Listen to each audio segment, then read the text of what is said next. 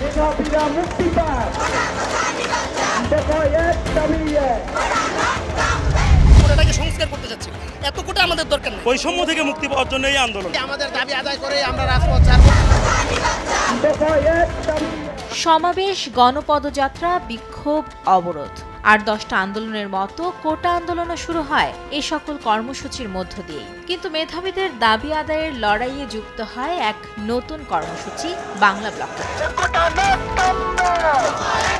7 জুলাই 2024 বিকেল 3টা থেকে দেশব্যাপী শুরু হয় এই কর্মসূচি। বিশ্ববিদ্যালয় এলাকা ছাপিয়ে এদিন রাজধানীর মূল সড়কগুলো অবরোধ করেন শিক্ষার্থীরা। মুহূর্তে স্থবির হয়ে পড়ে গোটা রাজধানী। শুধু ঢাকা নয়, পুরো দেশের বিভিন্ন সড়ক অবরোধ করে পালন করা হয় বাংলা ব্লকে।